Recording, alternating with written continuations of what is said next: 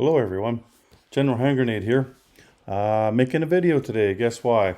Well, I just passed 3,000 subscribers about a week ago. I know some people noticed that maybe it was a little bit longer than a week ago, but it's kind of funny because it must round up or something. Because I looked at it and like I was surprised. Somebody had told me that that I passed 3,000. I went and looked and it was not 3,000. So it must just round up when you get close. I know you don't see the exact number, but I do when I go to my creative studio, it's called. Everybody's got one that has a YouTube account. You can click on YouTube Studio and it gives you all your stats. So it tells me exactly how many subscribers and how many views, and it analyzes the living hell out of everything, right?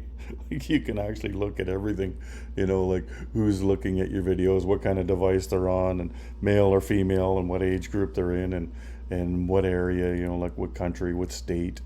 Um, it's everything, right?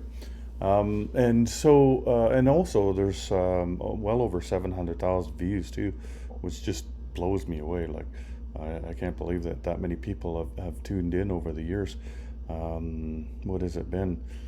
Three, Well, yeah, a little over 3 years that I've been doing this. So that's pretty cool.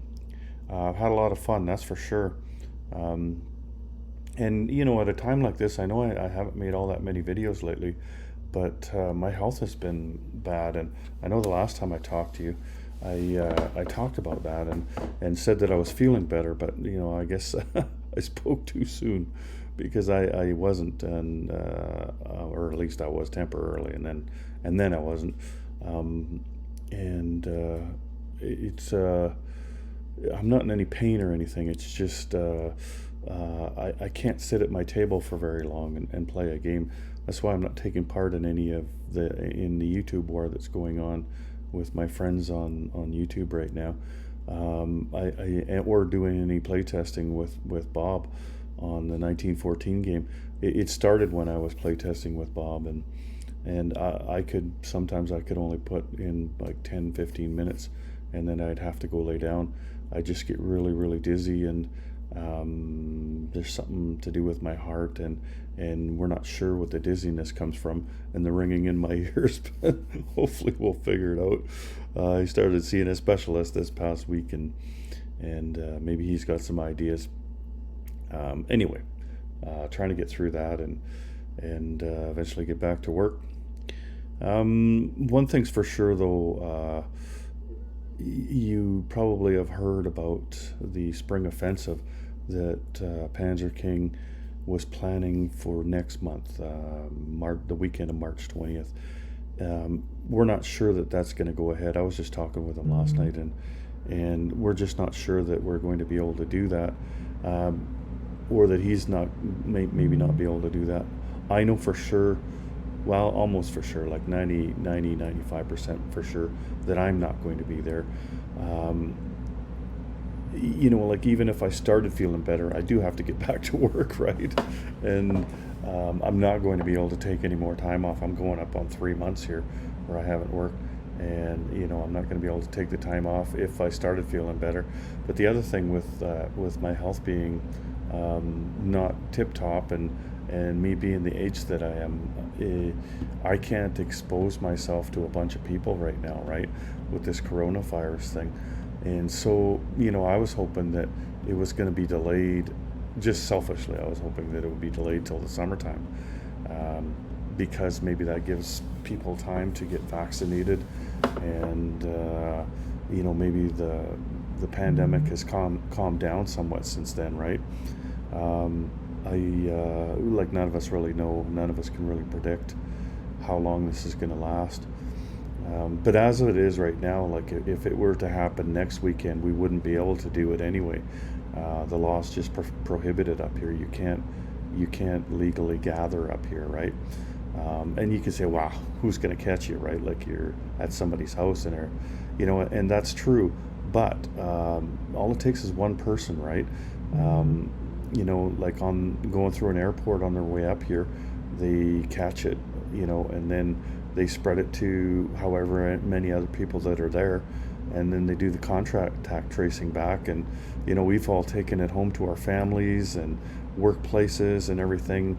And so we just created a super spreader event, and nobody wants to do that, right? It's just not a very responsible thing to do.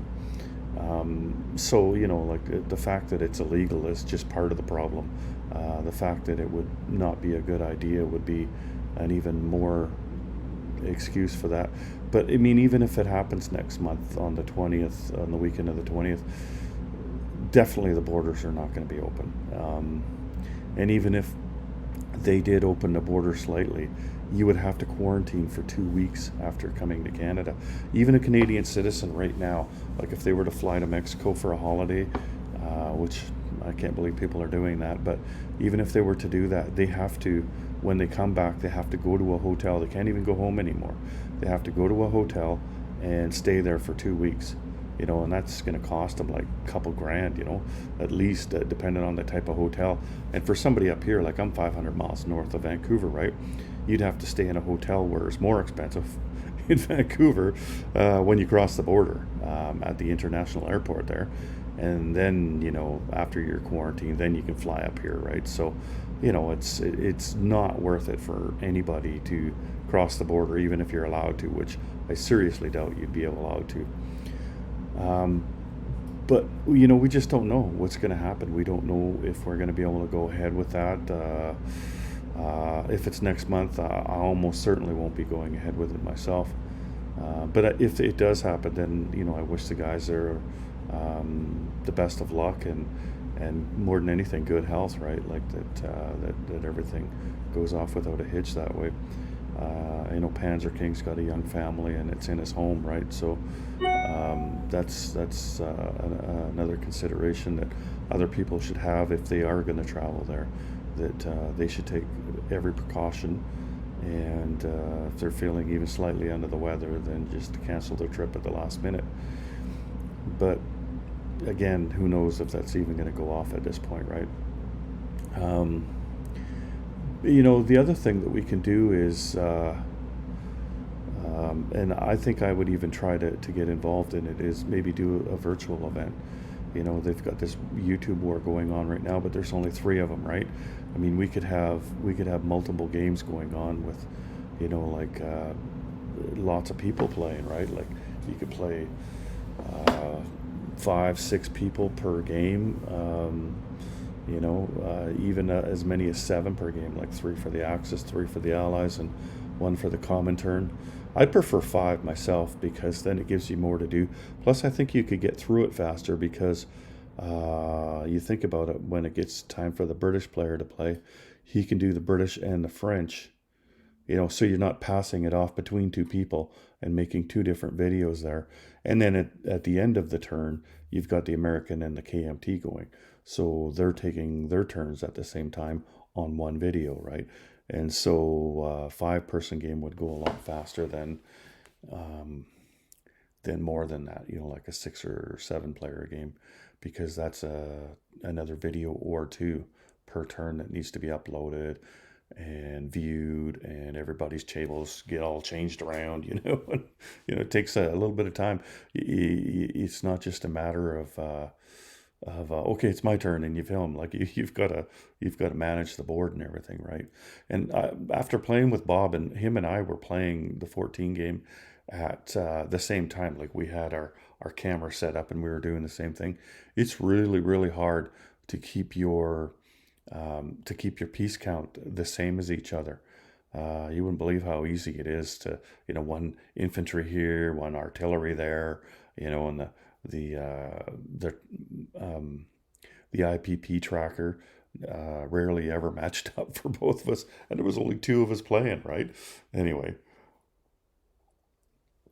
but yeah, like I don't know, I'm just spitballing, like maybe we could get 2 or 3 games going on at the same time, and I don't know, like I wish that this pandemic was over. We all wish it was over. This is just one of the parts of our lives that it's affecting, and it's affecting everybody's life. And what a weird time it is to be alive right now, isn't it? Right? I was just talking with a friend about that the other day. yesterday, in fact, and it's just such a weird time to be alive right now, and to go through this. My friend and I were, I think she's in her 50s as well as I am, and so we've seen a lot of big events in our life. We watched the Berlin Wall come down, and the end of the Cold War, and with that, and 9/11, and lots of other major events in the course of our lifetimes, but nothing has been as nearly as wide reaching as this. It affects your ability to earn a living. It affects people's schooling. I mean, it literally affects every single person on earth in one way or another. Food supply, and worshiping. I mean, everything. It affects everything you do. And if you are one of those people that are pretending that it's not happening, and you're just going to go ahead and live your life because you're free, like whatever. You're the ones that are running the risk, and it is a big risk, and you might not get it right, but then again, you might spread it to somebody, and maybe that person's more susceptible than you are, and it's up to each person, right, to decide, right? So,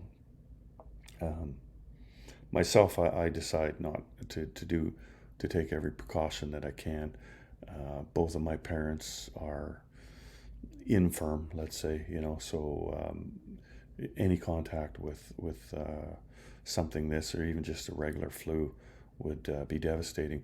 And my dad lives in a different town. He lives in Calgary, but my mom lives here in town, and I do get groceries for her and help her out and stuff. I do see her, not as much as I'd like to, but I do see her, and so I have to be really careful with that. Plus my own health, right? Like, anyway, so that's going on, and I don't know. What do you guys think? Do you think that's something that you'd be interested in? I know a lot of people are interested in playing over the computer, but bear in mind though that you would have to start filming yourself, right? Um, you don't have to have a full-blown YouTube channel like I've got, right? Like, you could just have a channel. You don't even have to give yourself a name. It could be Rick, whatever your name is, right? Um, the name that you comment on. If you comment on my videos, that means that you have a YouTube channel. You just haven't filmed and uploaded anything yet. And it's pretty easy. If you need to know how to do it, like I could explain it. I've got videos that explain it. But really the easiest thing is just to Google it. Anything you need to do, if you need to learn how to post a link, all you do is post a link, and it tells you what to do. And if you still can't figure it out, then you type it in on YouTube. YouTube will show you everything. I bought a couple of mouse traps the other day. You stupid little mountain looking at it, and I'm reading the instructions, and this doesn't make sense. I typed it in on YouTube. Oh, okay. It's like right away. Oh, that little thing. Okay, I got it. And I've got 3 mouse in the last 2 days. It's really cold. You might have heard the furnace come on. Usually when I make a video, I turn the furnace off, but it's fucking cold up here right now. It's like minus 22, and that's during the day right now, right? Like it's even colder at night. So I'm not turning my furnace off or whatever. I did that a couple of years ago. I remember I was making an Axis and Allies video, and I turned it off and made a video and uploaded it and went and watched some TV or whatever, and just didn't even think about it, right? Went to bed. I wake up at, I don't know, 4 in the morning or something. Holy shit, it's cold in here, because it was minus 20 something at that time. And that was the last time. Man, you can freeze your pipes doing that, right? People that don't live in a cold climate, there is such a thing as freezing your pipes.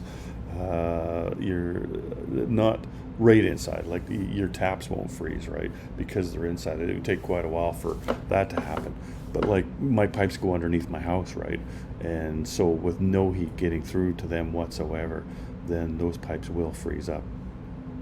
You actually have to turn the water on and let it trickle, like you've constantly got your tap going at a slow trickle, so that there's constantly water moving through your pipes, and in that way that they don't just sit there and freeze.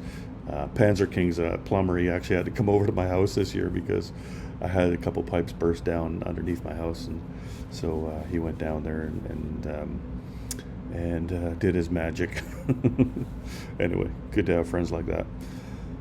So yeah, so you're gonna hear that going off, and the mice. That's why I got to that. The mice, they look for heat too, right? So, I've got an old home, so they're looking for someplace. When I used to have a pet, I didn't have mice, right? Because the pets keep them away, right? But I should think about getting a cat or something. Be better than having an empty dead mouse and traps outside in the garbage can. It's kind of gross. Whatever though. Anyway, so what else? Well, let's just do this right now because you know how I like to do these things in the middle of a video somehow. Of course, I'm going to give away a prize at 3,000 subscribers. So, yeah. Here, stare at my CD collection for a second. I'm going to go grab the prize I forgot.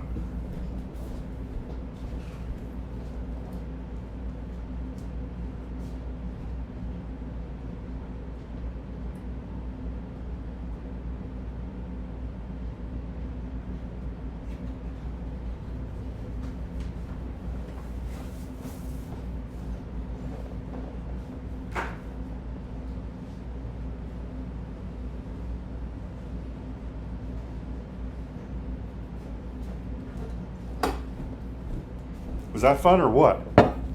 Anyway, let me just get this ready. I had an idea what I was going to do. You'd think I'd think of these things ahead of time, but whatever. Who gives a shit, right? We're all friends here, aren't we? Okay. Do-do-do-do-do. There we go. Alrighty. You know what it is yet? Do-do-do-do. Be like Christmas, we'll shake our presents. What could it be? Anyway, so how are you going to win this prize? Well, first of all, you're going to stop and watch me drink. Okay, so in the comment section of this video, if you want to be entered, I want you to tell me who Franz Ferdinand was, okay? Now, there are two right answers to that question. One of them's a historical figure, has to do with World War One. Although he didn't see any in World War One, hint. The other one is has to do with music. I don't want either of those answers. I'm only looking for wrong answers here, okay? Just wrong answers. Nothing more than wrong answers. And that's going to be the trick here. I like to trick people too, right? Because if somebody goes, they don't want to watch my video, they just want to, ooh, look, he's giving away a prize, and they'll see that you've written an answer. This is who Franz Ferdinand was. They'll go, I know who Franz, and they'll tell you who Franz Ferdinand was, and they'll have the right answer. That person's the only one that's going to get it wrong. So wrong answers, and I'm going to read them out too when I give away the prize. So be creative, okay? Make up something really wild about who Franz Ferdinand was. Your grandfather knew him or whatever. I don't know. He was my father. Anyway, so what are you going to win?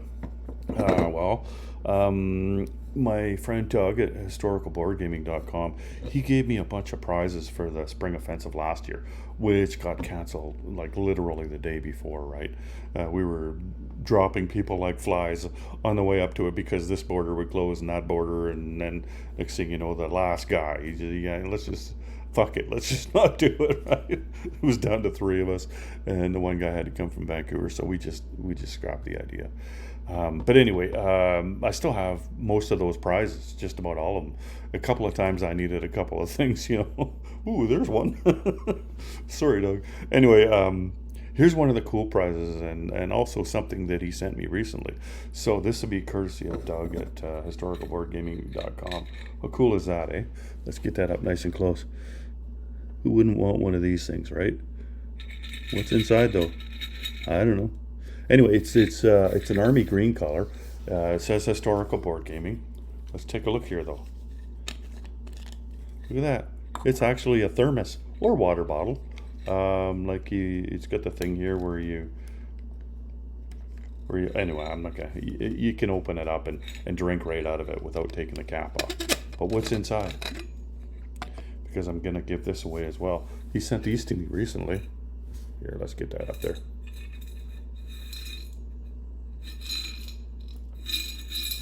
Holy crap. So, remember that Russian set that came out recently? There it is right there. Red ones.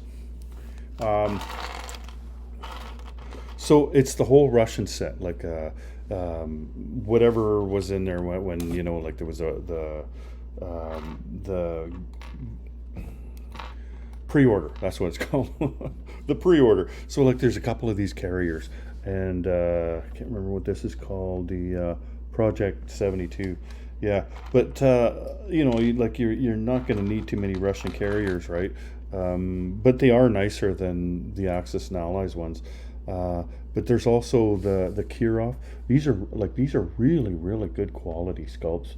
These Russian pieces. Like his stuff is normally good quality. The plastic pieces.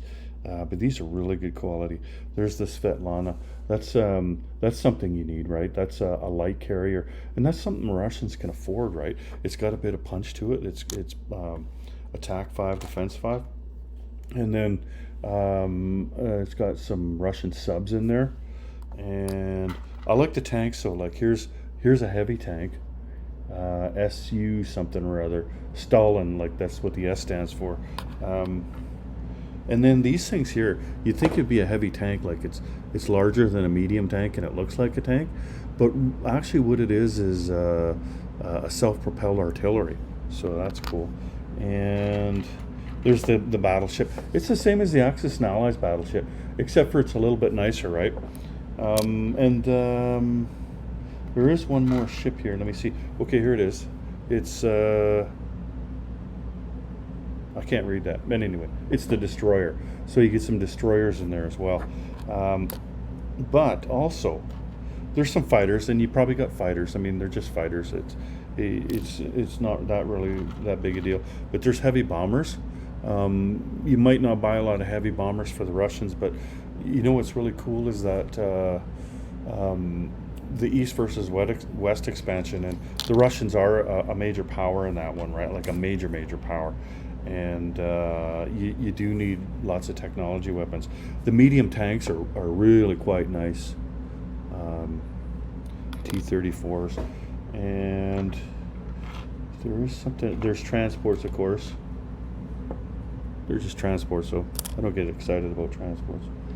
There they are. This is what I was looking for. So you get some heavy artillery. That's something that you'd like to develop as the Russian player. And another thing is the jets, because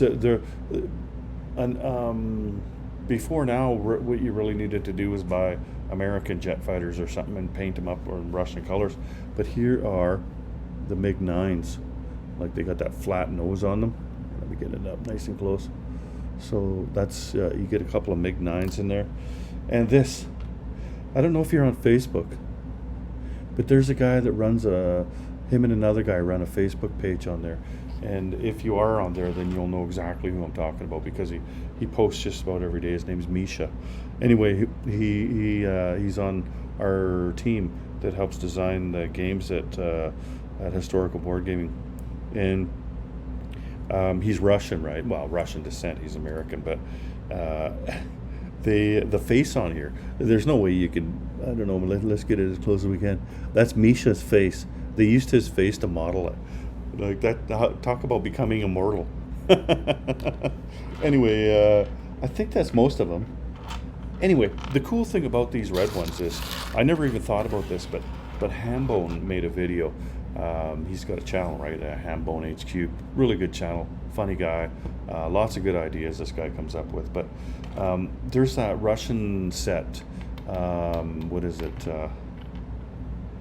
It's called The Elite of the Soviet Union. And you use chips, right? So like when you win a battle or something, there's a few things that you can do.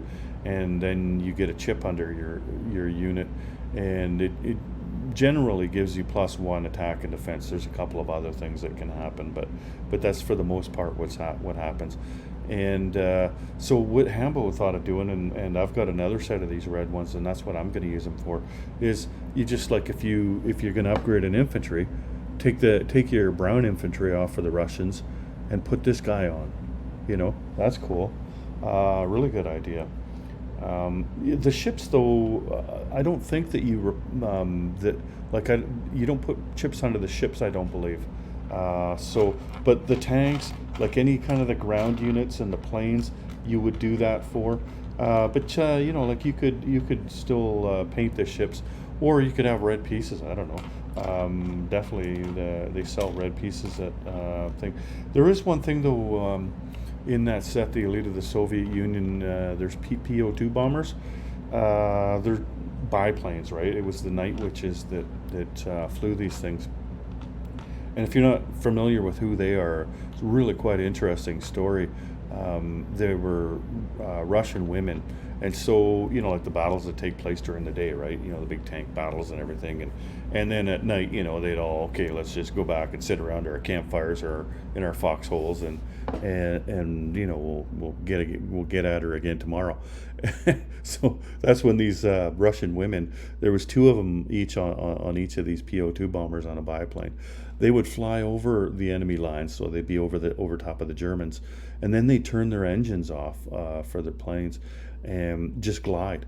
And that's why they call them Night Witches, because the sound that these biplanes would make when there's no engine running, it was just this whistling sound. It sounded like witches were flying over their head, plus they were women, right? So they just call them Night Witches. And what the women would do is just chuck grenades down at the Germans, and there's no warning, and you can't see them. Like, you wouldn't do it when on a moonlit night, you know what I mean? Like, you do it on a dark night. A cloudy night would be perfect, because you'd never see them, right? They'd just be chucking grenades, and you'd be firing up in the air and wasting all your ammo. Chances of you hitting one of them are not very good. But I thought that was pretty amazing when I heard about that. But then recently I heard that, and I never even thought about it, like, after they did that, they still had to start up their plane again, right? And these are biplanes, so it's kind of, like where you grab the propeller and you throw it down and it starts running, right? So one of the women would have to climb out of her seat and go to the front of the plane and crank the propeller, and hold on for dear life while she's doing this until the plane started, right? And then she'd run back, get in her seat, and they'd fly back to wherever they land on the German side of the line, right?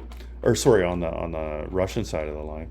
So pretty amazing. Anyway, so I've got some PO2 bombers, so you get two of them for that set. I'll throw in two PO2 bombers with this prize, just in case you want to use these units for the reason that I said, for the Elite of the Soviet Union. So again, it's this thing here, and I'll throw the Russian units inside, and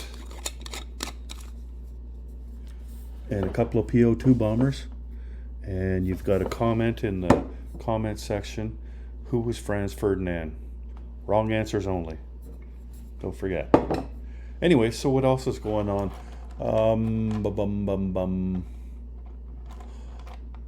So coming up this week, I got lots of time on my hands, right? And I can't stand at my board for the longest time and look down. It really makes me dizzy, but I can do it for a little while, right?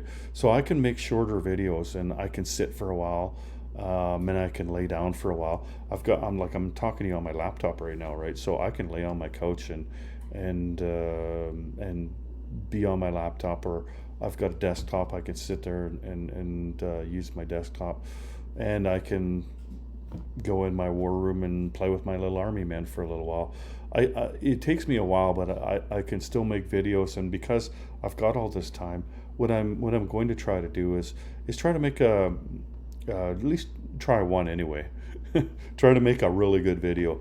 So I've Googled, like I said, how to do graphics and everything. I've already made a bunch of graphics for this video that's coming up, and I've still got some more, because this is going to be a strategy video, but I wanted it to be an effective strategy video.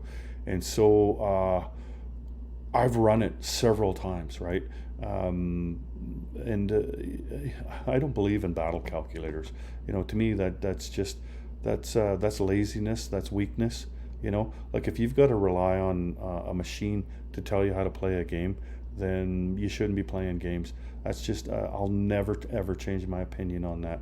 like go in there and do the work yourself. And that's what I did. Like there's several battles involved in this strategy, so each one of them I rolled 10 times, right?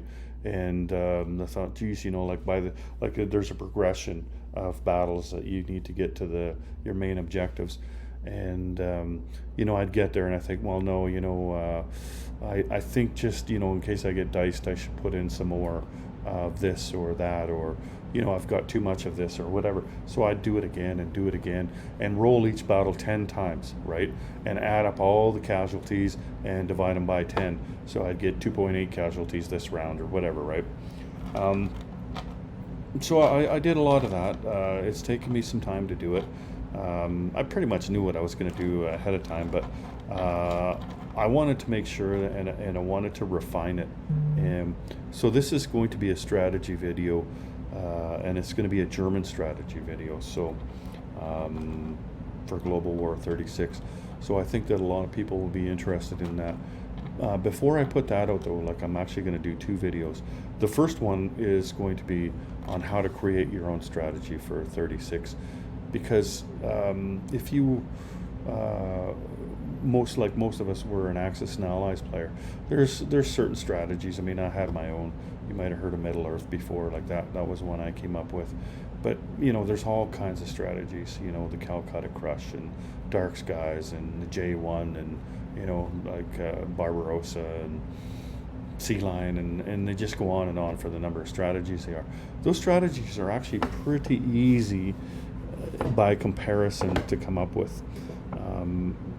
I mean, a really good and effective strategy, sure, it's going to take you some work, and it's going to take you a few games to make sure that it's right and stuff. But once they get out there, then they get posted online, and it just becomes a matter of memorizing it. It's one of the things that one of the reasons I don't play Global 40 much anymore. It's all about memorized strategies, it seems now, for the most part. I mean, it's still a good game, don't get me wrong. I just prefer the Global War 36 game because there are so many different factors in that game that there is no one memorized strategy that's going to work. And even the one that I'm going to show you this week is something that I'll talk about as I go along, that you need to be aware of what's going on around you, because of the different things that can affect what you do, right? So this is your goal, but you might want a plan B, you know what I mean, or plan C even, right? And so the first video is going to be about those things, rather than this German strategy video taking 3 hours to go into all of that stuff, right? I can just show you how to create a strategy, and then I'll just show you the German strategy and talk about some of the options a little bit, and so it'll be kind of a part 1 and a part 2, but not really. Like there'll be separate videos, right? So that's what I'm going to do this week. I've got most of the stuff set up in there. Actually, it's kind of a mess though, because like I said, I was doing a lot of rolling. There's chips everywhere and battle boards and stuff, and I need to clean it all up before I start making my videos.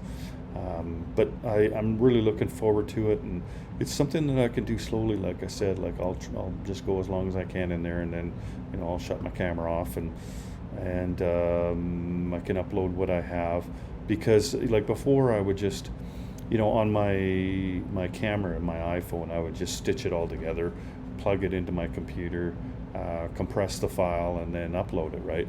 Well, I can just take sections now, because if I'm going to put graphics in, then I need to put it in iMovie, and I'm playing with the sound with them as well, and throwing graphics in, so I can just upload a few segments. Like I can go lay down for a while if I need to, and then I could go sit at my computer for a while, and if I'm feeling better, I can go back into the war room and film another segment or two. I think that's something that I can accomplish, right? And I am getting bored, let me tell you. Like I said, I'm going on 3 months now without going to work, and during a pandemic, and in the wintertime in northern Canada, I'm not even getting out of the house much, and it's getting pretty boring. So this is something that I can do. I'm looking forward to it. So that's what's coming up over the next week. And who knows what's going to happen after that. Like if I decide to do another strategy video, if that goes well. And a lot of it's going to depend on my health. Like who knows, maybe the specialist that I'm working with will bear some fruit, and maybe I can get back to work soon. I can always hope anyway. But anyway, this is a 3,000 subscriber video. So again, let me just thank you all for joining me. I don't feel like I'm making content for people. I feel like more like I'm making it for myself. That's what I had originally planned in the beginning. And, you know, as you can see, what I was planning to do over the next week, that's something for me to do, right? That's for me to get off my ass and to start doing some things. And the fact that a whole bunch of people were willing to tune in and watch them and comment and the friends that I've made through having a YouTube channel, it's just been awesome to bring you all along with me.